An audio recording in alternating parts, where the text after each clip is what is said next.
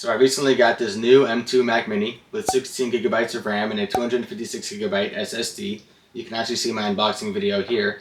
And in that video, I mentioned that I would be testing how this machine does when paired with the Samsung T7 external SSD when editing and color grading 4K footage. So this is that video. Alright, so I've been using this setup for about 2 weeks now, and so far I'm very happy with the performance. I'm able to edit and color grade 4K, 10-bit, 60 frames per second footage with no issue and have it play back on my timeline, as you can see here. Full speed, no problem. And even while playing back, through transitions and everything, real time, full speed, no issue, no lagging, super snappy. And right now I'm actually currently doing this all while only using, it looks like, just under 8 gigabytes of memory in Resolve. If you include the decoding and all that, just over 9 gigabytes it looks like. And no issue with the memory pressure here, not even using half of the memory we could be using.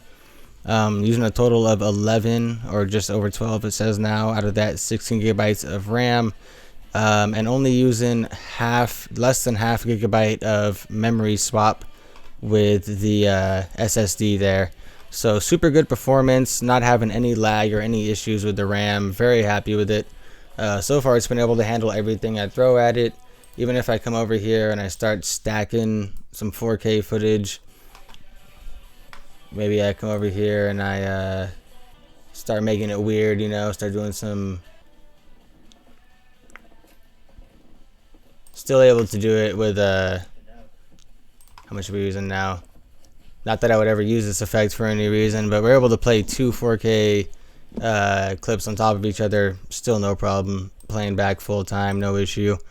Now the only thing I have noticed is when it comes to fusion transitions, like this one here. I don't use fusion a whole lot. That's something I definitely need to study more and get a little bit better at, but some of these fusion effects are able to play back in real time. But when I'm doing the fusion effects on top of the fusion transitions, that's when I'll notice it's not the memory. Actually, you can see there's not too much pressure on the memory here. But the if I had to guess, it's the GPU actually. So not even the CPU necessarily, but the graphics processor in here is probably what's not able to quite handle the multiple fusion effects on top of each other. So if you are somebody who does need to do a lot of fusion editing with a lot of effects editing, and you're stacking effects on top of each other, not just one like you see here, but multiple on top of each other, in that case, getting like the Max or the Pro chip might be a better idea, where you've got more graphics processing power, and having that more graphics processing power might be able to help, probably would be able to help handle this fusion a lot better. But yeah, other than that, everything I've been able to throw at this has been able to handle it super well. All the transitions and everything, even playback real time, no problem. And yeah, very, very happy with the performance.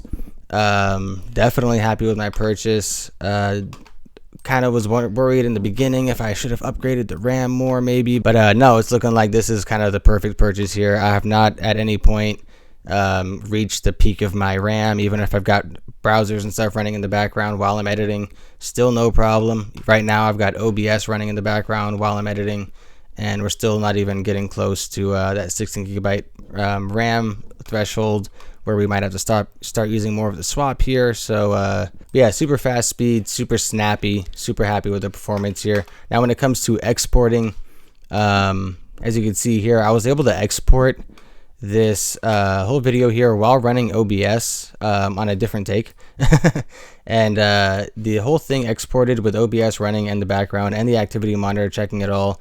Exported this whole entire 11-minute video here with you know, a little bit of fusion, whole lot of color grading.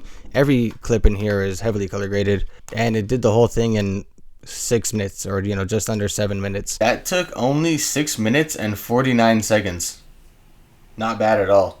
So like half the runtime, which to me is just lightning speeds, especially coming from my old Intel Mac, which would have taken hours honestly to export this whole thing. So to do that all in 6 minutes, lightning fast, super happy with the results. Alright, so overall I'm very happy with my purchase of the M2 Mac Mini base model with a 16 gigabyte RAM upgrade.